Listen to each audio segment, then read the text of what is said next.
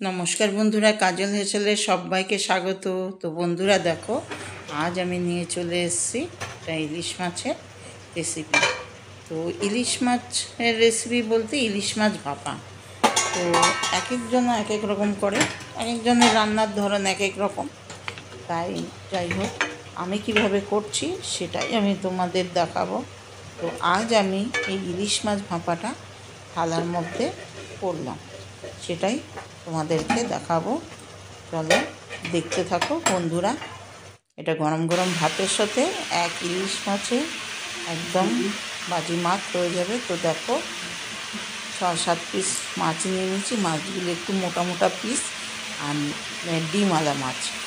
তো এই যে মাছটায় আমি নুন মাখিয়ে রেখেছি, ধুয়ে নুন মাখিয়ে রেখে দিয়েছি। আর একটা মশলা রেডি করে নিয়েছি 1/2 টিস্পুন জিরে, সাদা জিরে, আর 1 টেবিল স্পুন কালো সর্ষে, 1 টেবিল স্পুন হলুদ সর্ষে, আর নিয়েছি 1 টেবিল স্পুন পোস্ত। তো এই দেখো, এগুলো একটু শুকনো আগে গুঁড়ো করে নিয়েছি মিক্সিতে দিয়ে, তারপরে আবার কাঁচা লঙ্কা দিয়ে একদম মিহি পেস্ট বানিয়ে নিয়েছি।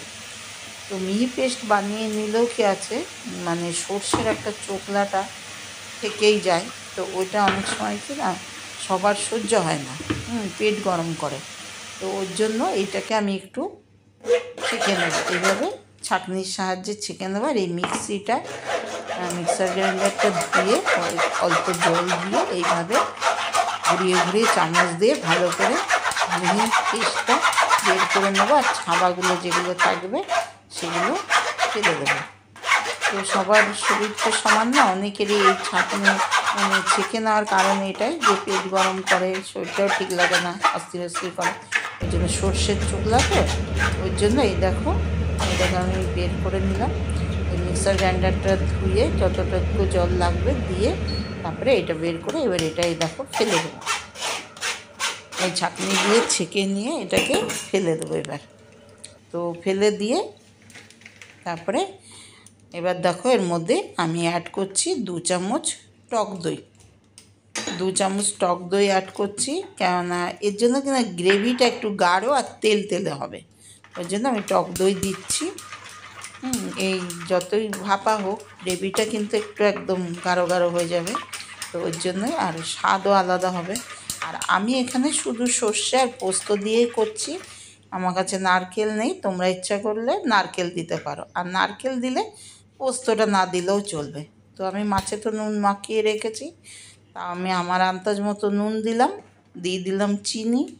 হ্যাঁ, সর্ষের তরকারিতে একটু তো চিনি দিতেই হয়। আর তাছাড়াও আমি দিলাম, যেহেতু একটু টক দই দিয়েছি, 2 টিস্পুন টক দই, ওর জন্য।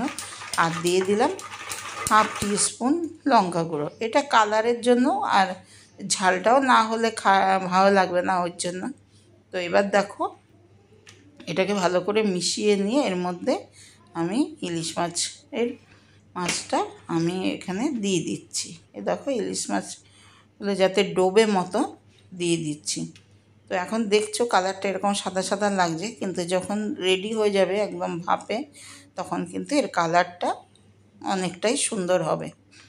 তো এই দেখো, আমি যাতে ডোবে মতো সেইভাবেই আমি একটু মানে এটা মিক্সার গ্রাইন্ডারটা ধোয়া জল দিয়ে সেভাবেই নিয়েছি। আর মাছগুলো একটু মোটা, তো ওর জন্য আর কি।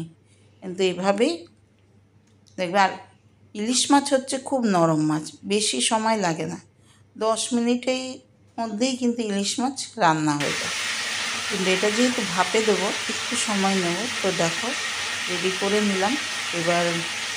এবার কয়েকটা চেরা কাঁচা লঙ্কা দিয়ে দিচ্ছি সাজানোর জন্য। সাজিয়ে দিলাম, কিন্তু একটু ঝাল হবে না, ফ্লেভারটা ভালো আসবে। আর দিয়ে দিচ্ছি সামান্য কাঁচা সর্ষের তেল। খুব বেশি আমি গাঁদা সর্ষের তেল দিলাম না, কেননা মাছটা ধোয়ার সময় বুঝতে পারছি খুব একটু তেল আছে মাছটা, ওই জন্য খুব তেলের প্রয়োজন হবে না। তো একটু কাঁচা সর্ষের তেল দিয়ে এবার দেখো আমি বসিয়ে দিলাম। দেখো, কড়াইতে আমি জল নিয়ে নিয়েছিলাম আগে, জলটা গরম হচ্ছিলো, তার মধ্যে থালাটা দিয়ে বসিয়ে দিলাম। দিয়ে একটা ছোটো একটা ঢাকনা দিলাম, ওটার মাপে থালাটার মাপে একটা ঢাকা দিলাম, দিয়ে একটা বড় ঢাকা দিয়ে পুরো কভার করে দিলাম। আর জলটা এমনই দিতে হবে যাতে জলটা ফুটে হয় আর হয়ে যায়, আর হচ্ছে না জলটা এর মধ্যে ঢুকে যায়। তো আমি আবার সঙ্গে সঙ্গেই তোমাদের দেখিয়ে দিলাম, কেন আমি বলে দিচ্ছি। আমি 5 মিনিট হাই ফ্লেমে বানিয়ে নিয়েছি আর 15 মিনিট মিডিয়াম টু লো ফ্লেমে রেখেছি ইলিশ মাছটা। দেখো কালারটা দেখো, মনে হচ্ছে কি না আলাদা করে। আবার আমি কিন্তু কোনো হলুদও দিইনি, ওইভাবেই করেছি। কিন্তু ভাপে দেখো, ওই দেখো জলটাও কতটা শুকিয়ে গেছে। আর মোট 20 মিনিট আমি ভাপে করে নিয়েছি। তো বন্ধুরা দেখো, এবার একটা প্লেট নিয়ে নিচ্ছি, ওর মধ্যে 1 পিস একজনের জন্য পরিবেশন করব। দেখো এটা গরম গরম ভাতের সাথে একদম একটাতেই হয়ে যাবে বাজিমাত। তো বন্ধুরা তোমাদের কেমন লাগলো, আশা করি তোমাদের ভালো লেগেছে। যদি ভালো লাগে অবশ্যই একটা লাইক দিও, বন্ধু বান্ধব আত্মীয় স্বজনের কাছে অনেক অনেক শেয়ার করে দিও। আর আমার চ্যানেলে নতুন বন্ধু এলে চ্যানেলটিকে সাবস্ক্রাইব করার অনুরোধ রইল। দেখো থালাতেও খুব সুন্দর করে ইলিশ মাছ ভাপা হয়, আর খুব নরম হয়েছে, খুব টেস্টি হয়েছে। তো বন্ধুরা আজ এই পর্যন্তই, আবার আসবো অন্য কোনো রেসিপি নিয়ে। ততক্ষণের জন্য সকলকে টাটা বাই।